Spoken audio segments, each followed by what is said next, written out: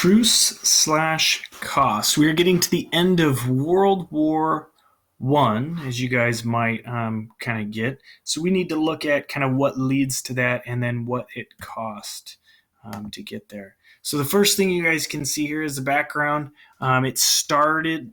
We're starting with 1918, the very towards the start there. Germany is in a really strong position. They expected to win the war, so obviously they're not going to want a truce. You don't, if you know you got somebody beat, you don't just give up. So at this point, Russia had left the war. This would be partly because of the Bolshevik Revolution, also partly because Lenin was sent back there. And then in 1918, you have the Michael Offensive. So Germans push the Brits back past the Somme, and that is victory is quickly dashed when the Brits and the French counterattack. Now, this was not something they realized, and they finally came to a realization after this with that push that they would no longer win the war. So in Germany, you have civilians striking in protest. They have the desertion rate is just astronomically going up. The Navy is on strike and refuses to fight. And now the United States or Americans get involved, which of course is terrible for the British. The German army leader told German government to end fighting. So November 9th, 1918, Kaiser Wilhelm abdicates, meaning he gives up the throne. And then at 11 a.m. on the 11th day of the 11th month, Germany signs the armistice. This is when we have a day off for that. So the peace treaty, it was signed June 28th, 1919. It took 6 months of negotiation to conclude. There were 70 delegates from 27 countries participant, and Germany, Australia, and Hungary, which were the causes kind of this war, and the big main losers, they were excluded. The Council of 10, Britain, France, United States, Italy, and Japan. When Japan drops out, they become the big four. The other thing you might want to notice is Italy had kind of switched sides. They're actually included here. They met in 145 closed sessions. So they had meetings. They had 145 of them. And made all major decisions to be ratified. Now, British Prime Minister David Lloyd George was the one who had to ratify it for the British, then French Prime Minister Grégoire Clements, and then American President Woodrow Wilson and Italian Prime Minister Vittorio Orlando had to do that. Now the aims, France had the worst of it because it was on their land and they bordered with Germany, and so they wanted to weaken Germany as much as they could. So part of that was no military, we need payment, and we're going to get our land back maybe a little bit more. The British, though, supported those reparations, but to a lesser extent, they looked at to restore Germany as an important trading partner. Now, in doing this and restoring people to their right or where they were before, you're going to end up with them growing quicker and them also being able to trade and get back on their feet and not have human rights things or other negative problems. Now, the Americans, or Woodrow Wilson with his 14 points, it was a pretty liberal position, and it gave Germans a lot of rights, so of course they favored it. Now, it was concerned with rebuilding the economy, created the League of Nations, and opposed harsh treatment of Germans. The idea was, let's get rid of the people in charge, but we can go ahead and kind of work from there. Now, the conditions, the territory, Germany loses 25,000 square miles. They give independence to Czechoslovakia and Poland. They have military restrictions, and these are the kind of crazy ones.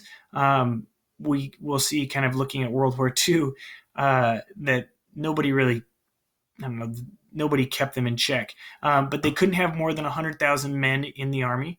Only 3 military schools, conscription, which is forcing people into it like after high school or college, that was abolished. Prohibition of arms trade, and the Navy can only have 6 battleships, 6 light cruisers, 12 destroyers, 12 torpedo boats, and no submarines/U-boats is what they called them during this time. They could only have 15,000 men in there, and they were prohibited from having an air force. Although, again, that was not followed, and they had one of the best air forces in the world when we get into World War II. So their reparations, Germany accepted responsibility for losses and damages caused by the war. They had to pay 20 million marks in gold, commodities, and ships. Now, here's the crazy thing about that. The 20 million is going to bankrupt their country. It is going to have negative effects. This is more than just weakening them. So it really ends up by not being a very great thing. They have guarantees, though. The Rhineland is to be occupied by Allied troops for 15 years. Now, this ends. The Allied troops are out of there in the 30s. So that's going to be right before Hitler comes to power. And, of course, we'll kind of take it back. Now, this is 1914. It's the Europe. You can see here we have Germany and the Austro-Hungarian Empire, how big Russia is, and all these other countries and how big they are. Now we look here, you can see Germany is much smaller. You get Czechoslovakia, you get Hungary, you get parts of Romania, you get all these other things, and you can see how small it is. And you have Poland, and the Soviet Union isn't there. So really, we don't end up with too much there. Now, the cost of this, humans, there were 65 million humans who fought. Now, I say humans because there were some women who did join in that. Known dead would be 9.9. That's just under, 1 in 6.6 died. So if you and your classmates, in this class we have about 20. So out of everybody who shows up, it'd be about 3 people who would have died if you all served. And then seriously wounded would be 6.3 million. Otherwise wounded would be 14 million. And again, a lot of these wounds come from the gases and that kind of stuff. It didn't kill you all the time, but it certainly had some serious repercussions or wounded. And then prisoners or missing there. So that's an extra 26.2. So basically half of the people who fought were either dead, seriously wounded, otherwise wounded, or prisoners or missing. You can see how that is a huge casualty list.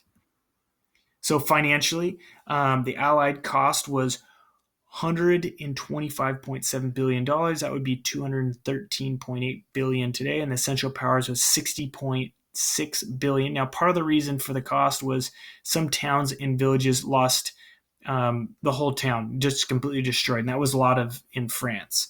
And a lot of the ships and stuff. So some small towns and villages also lost every single male member of the fighting age.